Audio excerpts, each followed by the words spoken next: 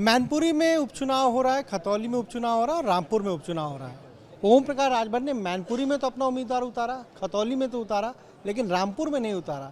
आजम खान से शायद मोहब्बत है, उन्हीं से जानेंगे। आपने दो जगह तो उम्मीदवार उतारा, लेकिन रामपुर में नहीं उतारा आजम खान की सीट पर। इसके पीछे क्या वजह है? देखिए, हमारे साथ प्रेमचंद प्रजापति जी साथ रहते हैं, उनकी पार्टी है भागीदारी पार्टी। उन्होंने कहा कि हम रामपुर चुनाव लड़ेंगे, हमके लड़ाओ, हमको कोई दिक्कत नहीं है। तो उधर वो लड़ रहे हैं, इधर हम लड़ रहे हैं। तो वहाँ पे आपने अपने सहयोगी को दिया, आपने नहीं उतारा, अपने सिंबल पे नहीं लड़ा रहे हैं।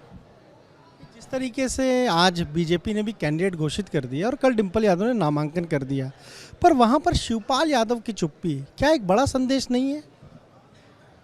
देखिए, अब बड़ा संदेश तो है ये है, जो प्रत्याशी है वो प्रसपा का ही नेता है। अभी हाँ, देखा आपने, तो अब सब जान ही रहे हैं, तो क्या पूछ रहे हैं। शिवपाल जी यानी बैकडोर से सपोर्ट बीजेपी को ही करेंगे? भाई, वो राष्ट्रीय अध्यक्ष हैं, अपनी पार्टी के मालिक हैं। अब वो मर्जी है, चाहे बीजेपी को सपोर्ट कराएं और चाहे सपा को सपोर्ट करें।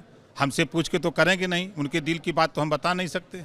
आप किसको सपोर्ट करेंगे? आपने अपना उम्मीदवार तो उतारा है, लेकिन ये बताइए बीजेपी और समाजवादी पार्टी में किसका उम्मीदवार आपको मजबूत लग रहा है? आप किससे अपनी टक्कर मान रहे हैं? हमारी टक्कर देखिए किसी से नहीं है। हम छमाही परीक्षा देने के लिए वहाँ जो संगठन का काम हम लोग किए, हमारे लोग किए हैं, हम कहाँ तक पहुँचे हैं, उस स्टेज पर लड़ाई हम लड़ रहे हैं। हम झूठ झपाट नहीं कि हम जीत रहे हैं। हाँ, जहाँ तक टक्कर की बात है कि समाजवादी पार्टी के पास यादव छोड़ करके दूसरा कैंडिडेट मैनपुरी में नहीं मिलेगा।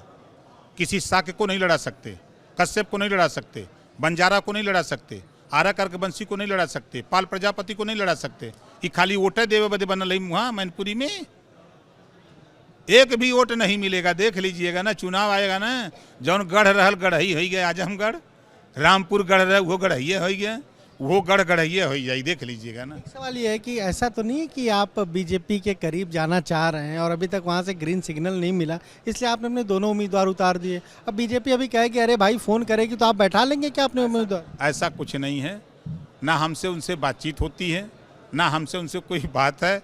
हम अपना प्रत्याशी अभी चुनाव का बिगुल जहाँ जहाँ होगा तहाँ लड़ते हैं, प्रत्याशी अपना लड़ाते हैं। आप जब आजमगढ़ के नतीजे आए, रामपुर के नतीजे, आपने कहा कि अखिलेश यादव एसी में बैठे रहते, प्रचार नहीं करते, पर मैनपुरी में ये गलती तो नहीं करेंगे आपको लग रहा है? अरे उनकी पत्नी है तो कैसे गलती करेंगे? दूसरा कोई लड़ता तो घर से थोड़ा निकलते। तो अब उनकी पत्नी का सवाल है ना, तो अब तो निकलवे करेंगे। उसका असर भी होगा? कौनो असर नहीं, कोई असर नहीं। अब देखिएगा ना, कोई असर नहीं। शिवपाल यादव अगर साइलेंट हो जाते हैं तो आपको क्या लग रहा है, बीजेपी को फायदा होगा इसका? समय बताएगा किसको फायदा किसको नुकसान है। कोई बात हुई शिवपाल जी से? नहीं, इधर लंबे समय से बात नहीं हो रही है। करेंगे इधर एक आध दो दिन? नहीं, अपने कैंडिडेट के लिए समर्थन मांग ली? नहीं, समर्थन मांगने हम नहीं जाएंगे। उनके समर्थन हमको देने से वोट तो मिलेगा। साथ रहें, गठबंधन बनावे, मोर्चा बीड़ी बिड़ान, तब बात बन सकती है, ऐसे नहीं होता है। तो ये आपने सुना क्या कहना ओम प्रकाश राजभर साफ तौर पर कह रहे हैं कि उन्होंने भी अपने उम्मीदवार को उतारा है और जिस तरीके से चाहे मैनपुरी की बात हो, चाहे खतौली की बात हो, चाहे रामपुर की बात हो, हर जगह कहीं ना कहीं उनकी भी पार्टी चुनाव लड़ रही है। अखिलेश यादव पर भी निशाना साधा है, समाजवादी पार्टी पर निशाना साधा है और ख़ासतौर से जिस तरीके से बीजेपी ने रघुराज सिंह शाक्य को उम्मीदवार बनाया है, उस पर उन्होंने कुछ बड़े संकेत भी दिए। कैमरा जीतन के साथ अनुभव शुक्ला, गंगा, लखनऊ।